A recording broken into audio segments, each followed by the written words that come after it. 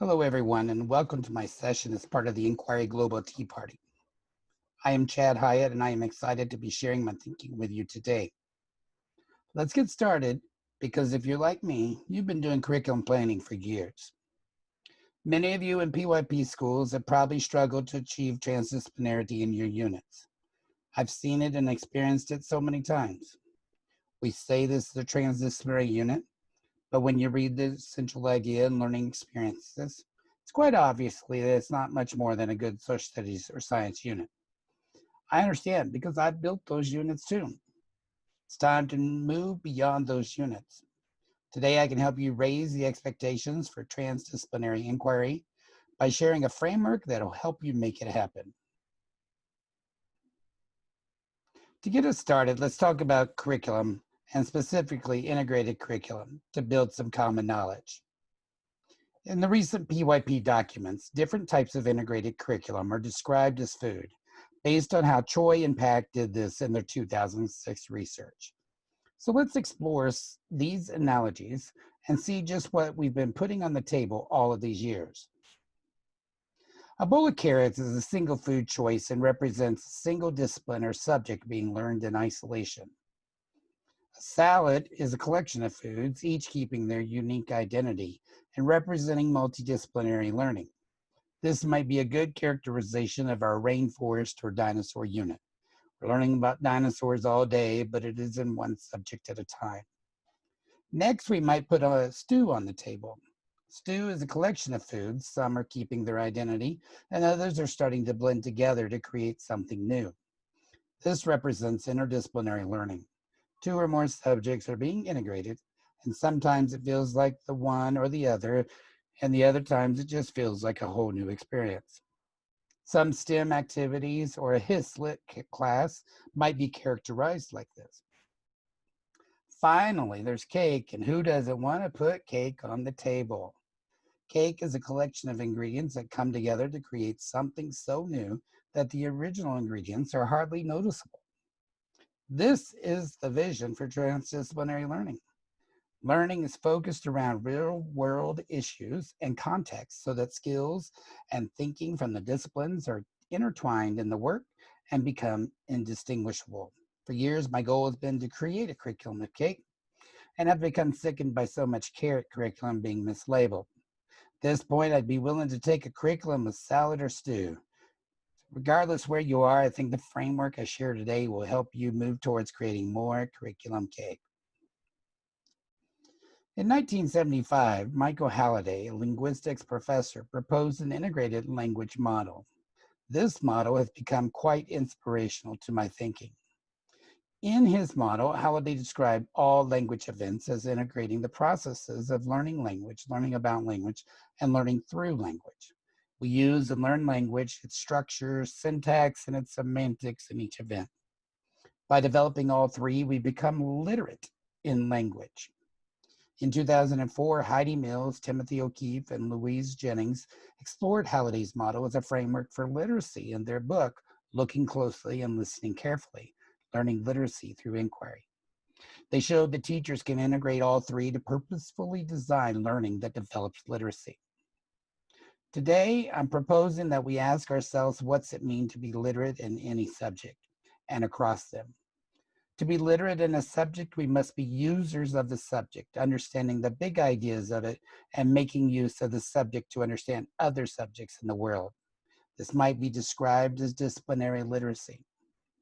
To be literate in a transdisciplinary world means to be an inquirer in that world. This isn't a new idea. Short, Harsty, and Burke proposed this connection between literacy and inquiry in 1996 in creating classrooms for authors and inquirers.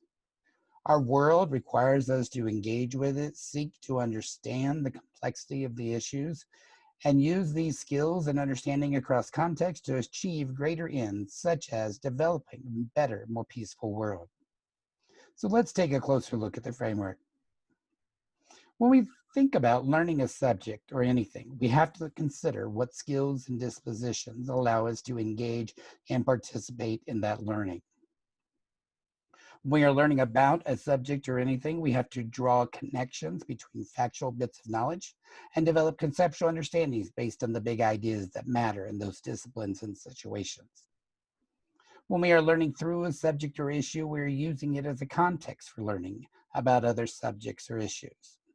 Taken all together, I believe that this model provides a framework for engaging in both disciplinary and transdisciplinary inquiry. It is rare in my experience to find a fully developed unit of inquiry that meets these expectations. This isn't good enough. I believe we can use this framework to raise the expectations for transdisciplinary inquiry that we design as teachers. So let's dig even deeper into this framework. I'll start by making more sense of the learning about component. It is here that our expectation is raised from knowing to understanding. This component has to be built from concepts. It will generally include both disciplinary and transdisciplinary conceptual understandings that can be applied by agentic learners in new situations. Now, in the learning through component, I want to raise the expectation. Let's move from talking to acting. This component can be viewed as the unit's context or vehicle for our study.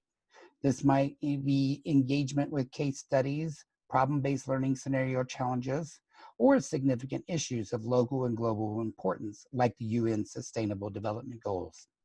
Either way, we want to set conditions that encourage student action and agency. In the past, we might have viewed this component simply as using one subject to learn about another, such as reading about social studies or doing math and science. But in these cases, we were mainly learning about just one subject and relegating the other subject to an implicit role. I think that by being more purposeful about the context for a unit, we can raise the expectations for the transdisciplinary inquiry. In the last component, I've modified Halliday's name for it from learning to be. I believe this encourages us to design learning that moves students from doing subjects to being experts in the fields of those subjects and beyond. When we change the focus from just doing science to being scientists or doing history to being historians, we raise the expectations for learners and ourselves. We have to see skill and disposition development as an ongoing apprenticeship. Students use these skills and dispositions to truly engage in transdisciplinary inquiry and work to solve some of the most significant local and global issues of our time. As we are planning for such an inquiry, we have to ask ourselves which experts matter and what skills and dispositions would they bring to the table in regards to acting within the context in order to develop the identified knowledge and understanding. We identify the skills and dispositions, set success criteria based on them, and on our student agency to develop them, giving feedback to feed forward at just the right moments. In closing, a powerful unit of inquiry integrates the acquisition of skills and dispositions, develops knowledge and understanding, and is driven by a meaningful cause. A unit without one of the components lowers expectations. A unit with them all is delicious cake. I hope this transdisciplinary inquiry framework will spark lots of discussion in the coming hour. I hope that you see its value in developing the complex literacies of students, and especially in developing them as inquirers for now and in the future. It just might be our only hope for that better and more peaceful world. Thank you very much. I look forward to engaging with you in the upcoming discussion. If you would like to have access to the slides, please use the bit.ly Hyatt Teashares on your screen. Thanks again. One of the other things to remember is, sometimes we're building transdisciplinary units really well, and sometimes we're building transdisciplinary experiences really well. And the two are different, and so a unit, if you start building more transdisciplinary experiences, then that might start opening up the realm for the whole unit to become more transdisciplinary. And so, you could use this framework just thinking about a single experience within a unit from that framework as well. Great. We've got also Milagros here with her hand up. Hi, yes. Good morning, good afternoon, good evening, everybody. Nice to see fellow all teachers here. I was going to ask a question and share something because I teach English as a second language actually. So it's quite a challenge to do that, especially with the younger kiddos. So I was seeing like uh, here Susie say it so much better than I could. Like there is a struggle with literacy because we are teaching children to read. How do we integrate that, especially focused when they are non-English speakers? Yeah. And I think, the starting point for any language learner is what they can do. And so, even if you're, like we use the WIDA levels. And so at the beginning, some of the language that they can use well as like one word answers and such. And so as we are engaging with them, we can build off of that amount of literacy for our questioning and such. Introducing a lot of academic vocabulary is definitely going to come through in these experiences. I think you're going to have to even be mindful of all the different forms of literacy, art, music, dance, and even mathematics are all forms of literacy.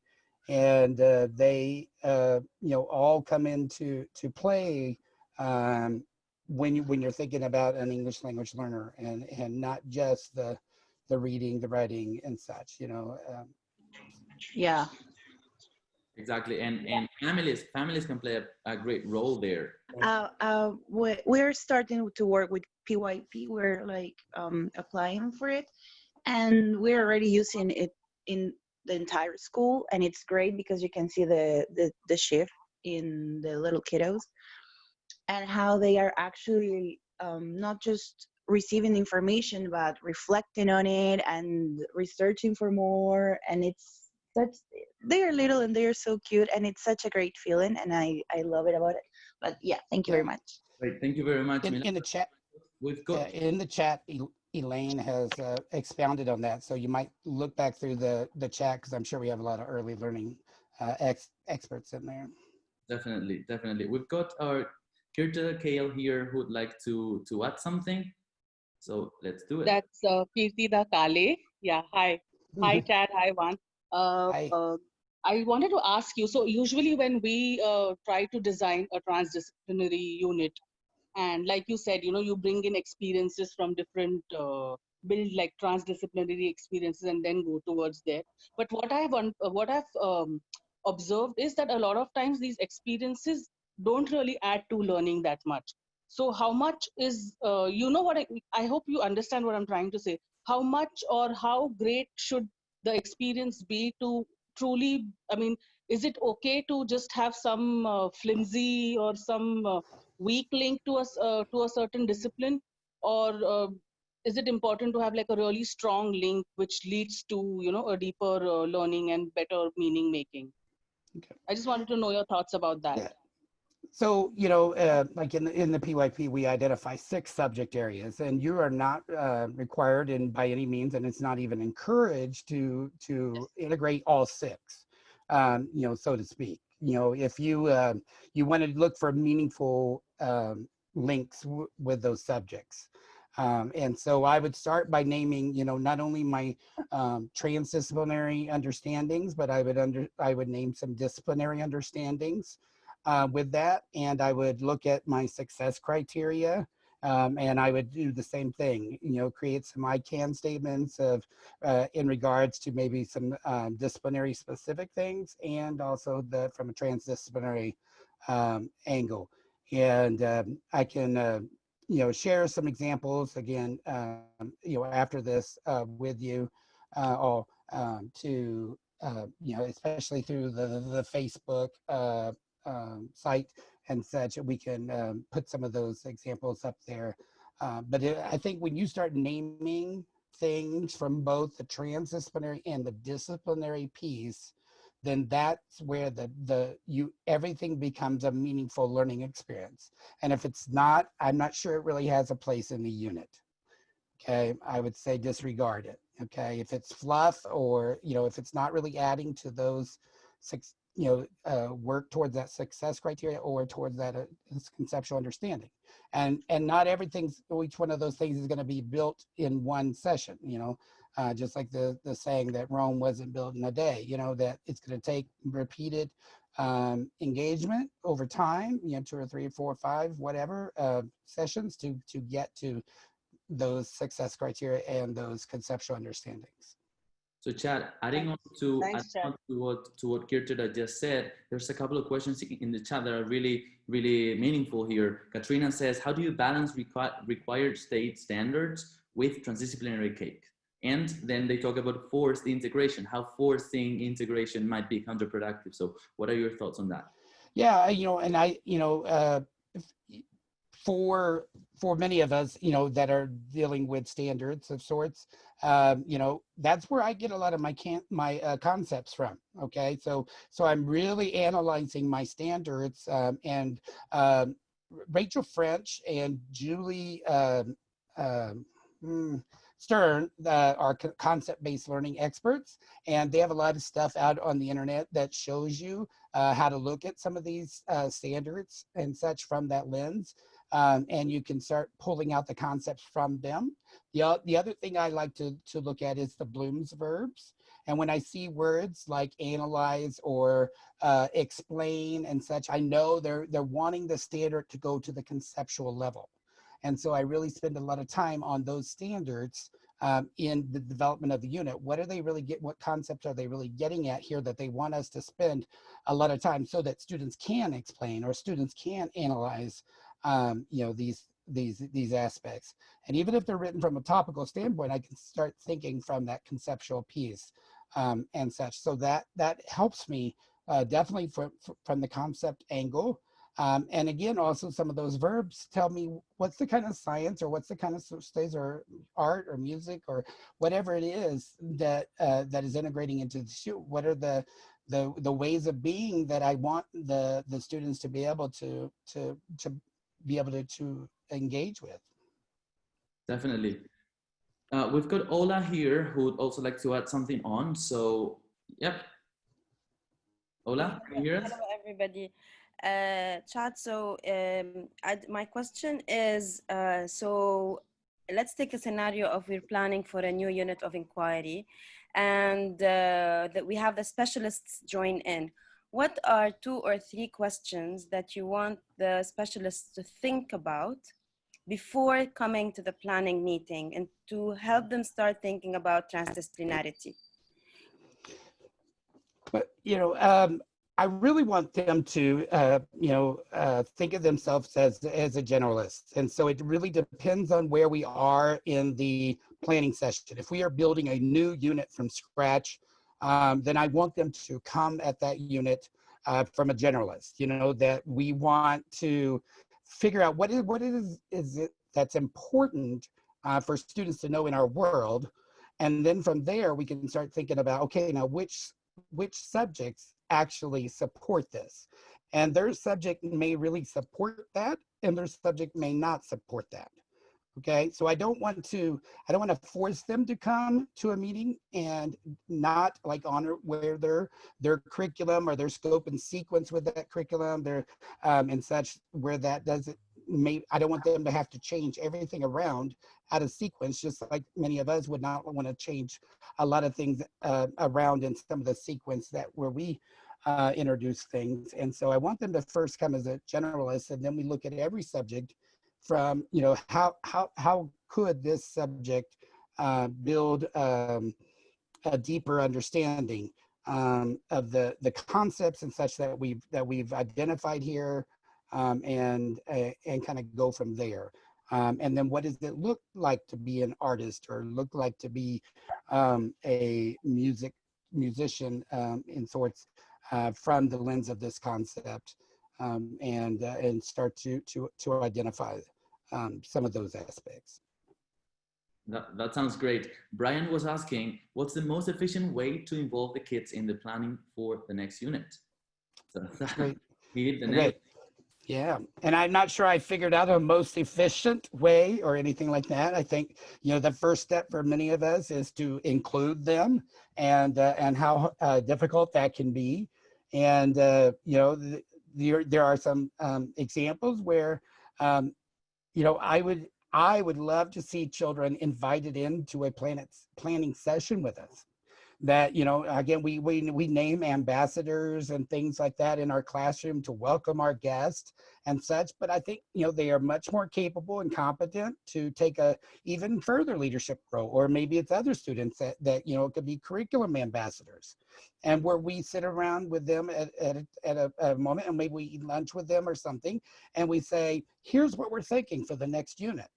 Okay, and we're envisioning this idea, and you know, maybe we kind of start concept mapping things with them to see, and you know, giving them a little, you know, what do you think, you know, how do you think we could, you know, getting their opinion. Well, what kind of engagements should we consider here?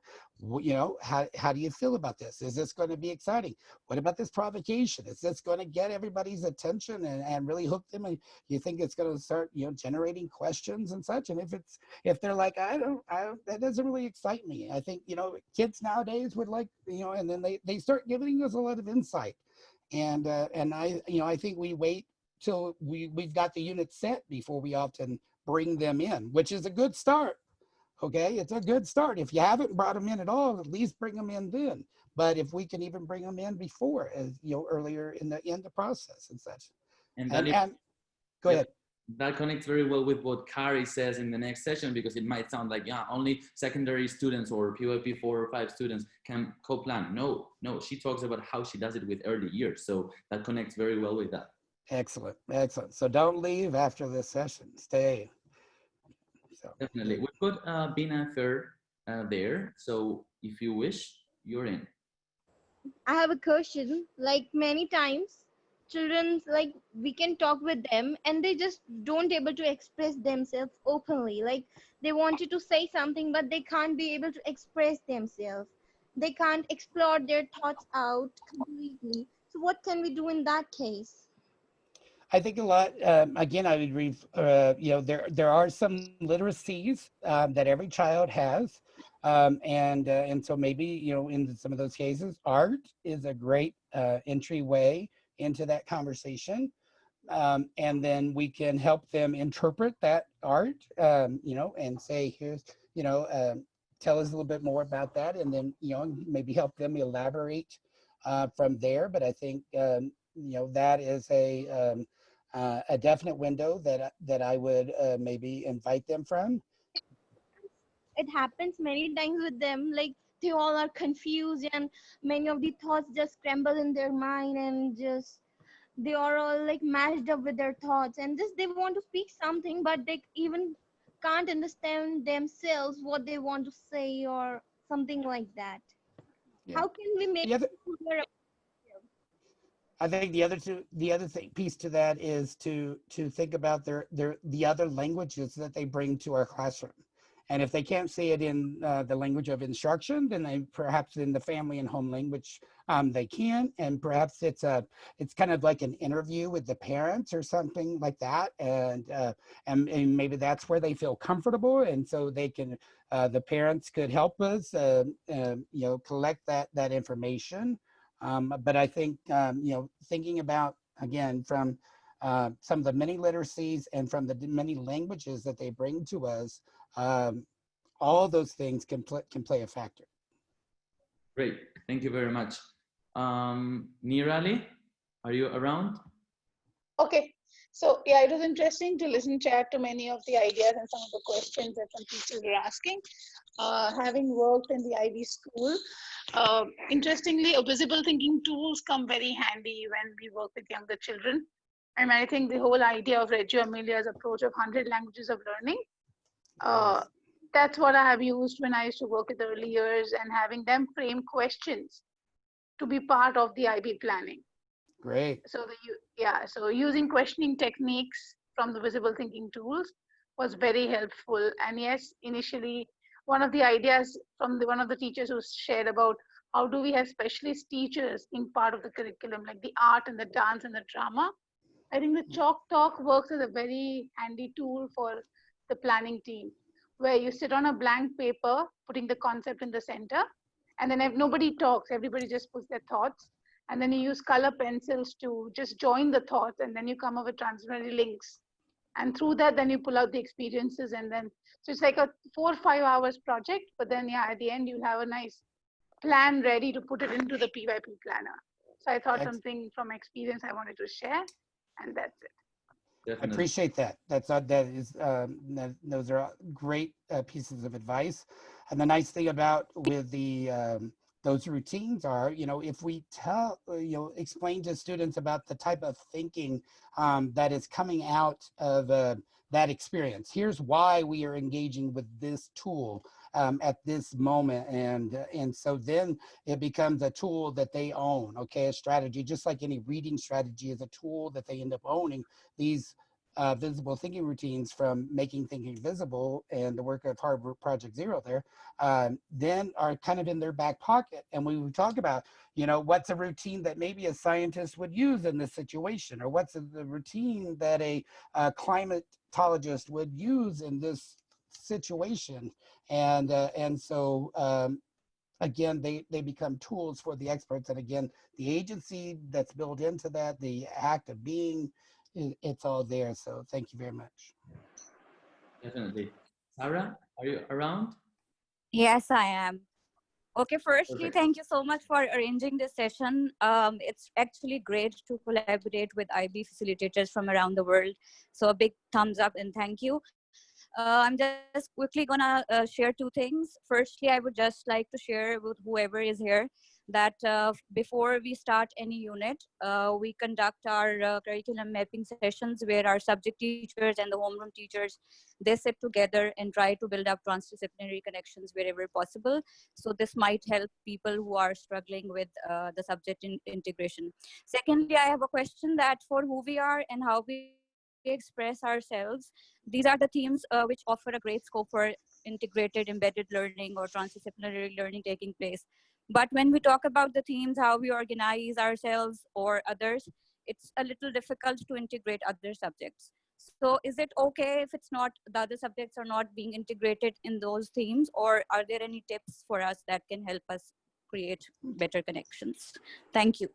Yeah, one of the things that I will share with you is some examples from a couple of experiences. Okay, for one, sometimes when we write like central ideas and such for a unit, we get stuck in a certain process. Okay, I love Lynn Erickson's work with concept-based learning, but sometimes I think when we are working to try to get to a conceptual understanding that's at a level 3, as she describes it, we sometimes lose the transdisciplinarity of it, and from a central idea standpoint, I think that can get in the way.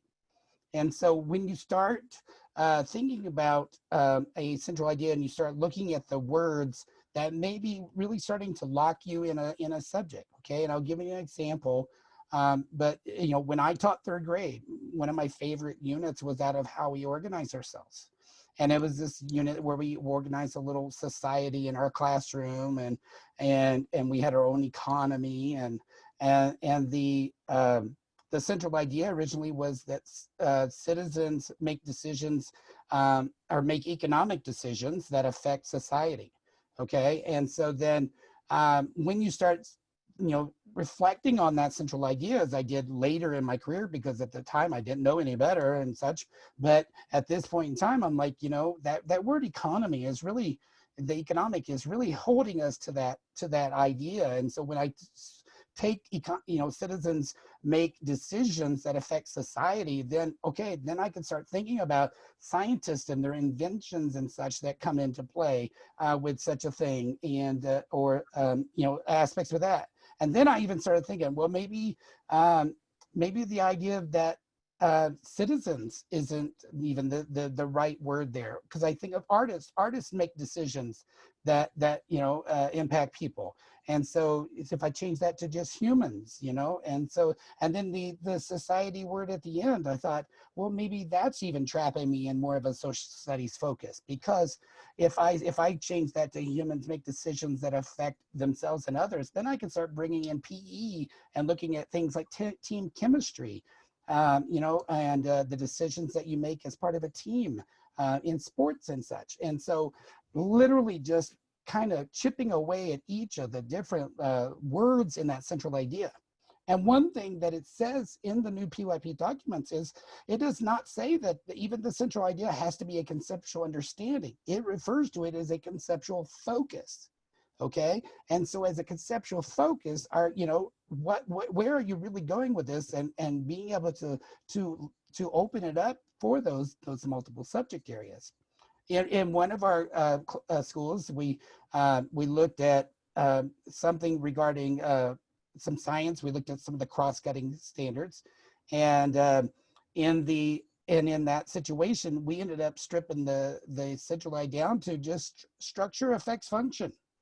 Structure affects function instead of this big lengthy thing. But from there, we've identified several disciplinary understandings, several transdisciplinary understandings that we can go at and achieve in the actual unit. But to kind of build from, we had it down to just that simple concept verbs concept idea, and that really opened up our planning session to really think about the transdisciplinarity of that unit. Absolutely. I would like to add on something that Raquel Mamaril said a while ago, but I think it really connects very well with transdisciplinary learning, and especially doing it in lower primary when people, you know, have some struggles to bring the kids' voices on the table. She said, with regards to planning for the next unit, what we have done in school is ask the students what they want to learn, how they want to learn it, even with the lower PYP students. They were given suggestions either verbally or writing on sticky notes. And though they have minimal responses, the teachers are acknowledging their suggestions, therefore giving them the impression that the teacher is giving importance to their thoughts. Not only the impression, but actually changing our thinking too, right? As teachers, not only making them feel that we care, but actually caring about what they are saying. I believe the more that they see that their suggestions are done in class, the more they will be engaged in becoming agents. Voice, choice, and ownership. It's definitely the key for all of us to plan meaningful transdisciplinary learning. When they feel that, hey, this is I'm in the team, my choice matters. Absolutely. We've got Natalie here, who would like to add something too. I can. Hi, Natalie. Okay. My question is, so let's say, I mean, a lot of us already have units that we've written, and we might think that, oh, they're on their way to being, you know, transdisciplinary. If we want to take it up to, you know, beyond, as you're talking about, with this language of learning through, learning about, where would you suggest would be a good starting point? Like, what should we look at first? Learning experience, concept, where do you think we should start first? I would start with the learning about, and again, I felt comfortable, and that really was when you really think about what it is that is perhaps really holding you back. Is it the conceptual nature of it? Does that seem to be holding you back? Does it seem to be, or if those pieces are into play, then perhaps look at some transdisciplinary experiences. And one thing that we recently did just this year was define, what's the difference between a disciplinary experience and a transdisciplinary experience? And really start to name those things and say, okay, and so let's kind of use that as a guide for when we're thinking about these, and and kind of go from there. The other piece I might recommend is just starting with like that triple Venn diagram that I use in the presentation, and just start, go get away from the planner, because perhaps even it is just kind of tunnel visioning things because we're just moving from box to box and such like that, and perhaps opening it up on a piece of chart paper or something in a new format that they really haven't experienced may be able to open their mind to new ideas, to see some of those aspects. And you know, and so I think when it comes down to it, you know, in the center could be the central idea, you know, of the unit, and is it really allowing us to, again, engage with these understandings, engage with the students as these experts? Is it allowing us to pull in these contexts that we've identified in the learning through? That, again, it just might break up people's ordinary thinking to be able to come up with something new.